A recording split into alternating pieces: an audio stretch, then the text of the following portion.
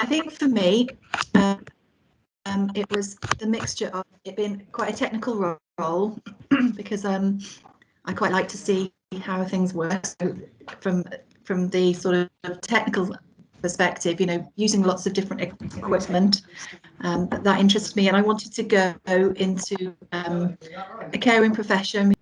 Radiography was quite an obvious choice. I left school not really knowing what I wanted to do, and I had various sort of admin roles, reception, call centres, all sorts of different things. I went to some of the nursing open days, and it just wasn't quite what I was looking for. So I started looking at all the different job roles and came across audiology and thought it sounded okay. I thought I'll just look at the course, and it was the syllabus for the BSc which actually sort of stood out and made me decide to go for it. I actually didn't know that I wanted to be a healthcare scientist, so I went through quite a unusual route. Went off to university to do animal science.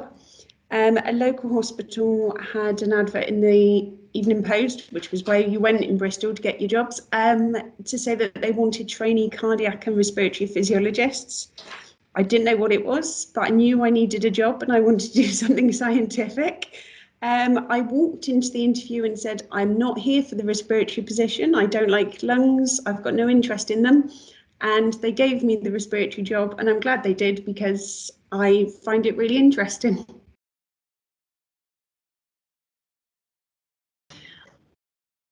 I think that the biggest hurdle that I came across really was actually when I was at secondary school, and I went to careers evening with my dad, and we sat and talked to the careers advisor, who told me that I should be a secretary. So cross, and it stuck with me. You know, how dare he knock that out of me? Years to come, I bumped into him when I'd got a B for A-level chemistry. I'm going to go and tell him. So I did, and I said to him, I don't know if you remember me, but relayed the story. I said, just want to tell you that I got a B for A-level chemistry, and now I'm doing a degree in radiography. And thank you very much. Have a good evening. And I walked away. I went through quite a similar process with the GCSEs. So when I sat my GCSEs, you could choose to sit the higher paper where you could get an A, or you sit the lower paper where the highest that you could achieve then would be a B. And I said, no, I want to do the higher paper. And I had a bit of a battle with the science, and that no, I wasn't able to do it. I wasn't going to be able to get the highest mark that I could if I sat the higher paper. I did end up sitting the higher paper, and I had double A's in GCSE then. Not to become a healthcare scientist, because I already had an animal scientist background, but I must have done my GCSEs about the same time Rachel did them, because ours was double. You got a double science GCSE. Yeah. And I remember being really disappointed when my result. It was a double C.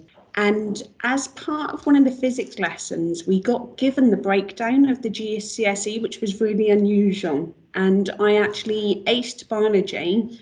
Chemistry was okay, but failed physics. So after finding out I failed physics, as you can imagine, I was less than keen to do A-level physics. And I actually dropped out and went and did secretary school actually for 2 years, ironically, Michelle.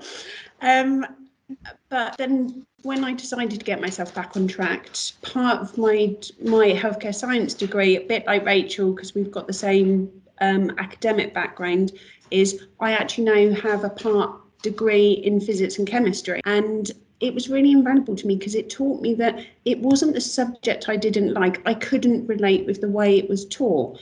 And once I could apply the theory of the physics and the maths and the chemistry, I understood it. I think just research and just talking to people in the roles as well. Totally this. Just never give up. If it's something that you want to do, never give up and keep fighting until you get to do it. If there is a career in healthcare science that you think you want, contact your local hospitals and stuff and ask if you can come in to observe. Although you can't obviously get hands-on, most hospitals and healthcare providers do allow you to see what's going on